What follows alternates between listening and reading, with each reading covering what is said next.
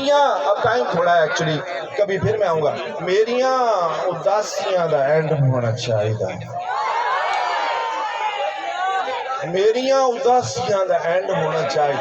ओ हुण कोई मेरा भी फ्रेंड होना चाहिए। वाह क्या कहते, क्या कहते। मेरियां उदासियां दा एंड होना चाहिए, हुण कोई मेरा भी फ्रेंड होना चाहिए। अच्छा मैसेजिंग होवे कदी काल दिल करदा, वाह मैसेजिंग होवे कदी काल दिल करदा, अद्धी रात पुछ कोई हाल दिल करदा। वाह क्या कहते, बहुत आला। मैसेजिंग होवे कदी काल दिल करदा, अद्धी रात पुछ कोई हाल दिल करदा।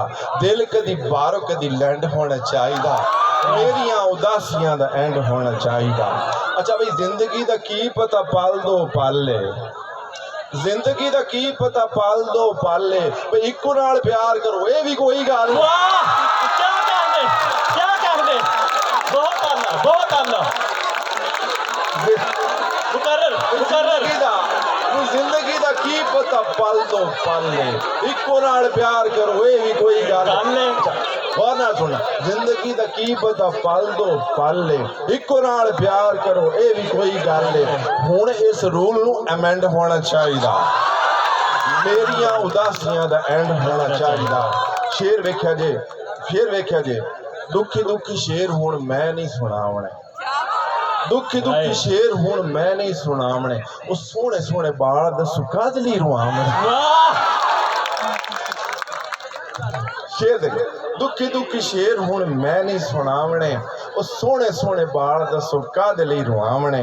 गम नू भुलाउण दा ट्रेंड होना चाहिए, मेरियां उदासियां दा एंड होना चाहिए। सेमेस्टर सिस्टम वास्ते खास तौर पे बांधे मारनी प्यार पढ़ाउण दा असूल है, मारनी प्यार पढ़ाउण दा असूल है। सारे अख रल के कबूल है कबूल,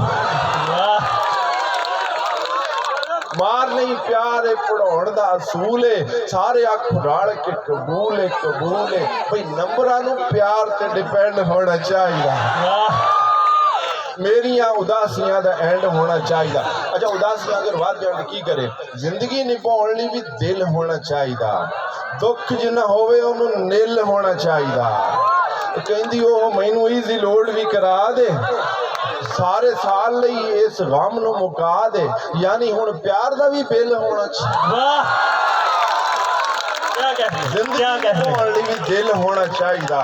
ते चिट्टे वाल और ना सुनना, चिट्टे वाल बाबियां ने काले चा कराए ने, चिट्टे वाल बाबियां ने काल तुहाडे दे इत्थे सारे यंग टीचर ने, उधर एक पासे बड़े बुढ़े भी होंदे ने। चिट्टे वाल बाबियां ने काले चा कराए ने, इस लई टिंडा उत्ते नवे भी लवाए ने। चिट्टे वाल बाबियां ने काले चा कराए ने, इस लई टिंडा उत्ते नवे भी लवाए ने। भी गैप जनरेशनां दा फिल होना चाहिए, समझ गए ना, गैप जनरेशनां दा फिल होना चाहिए।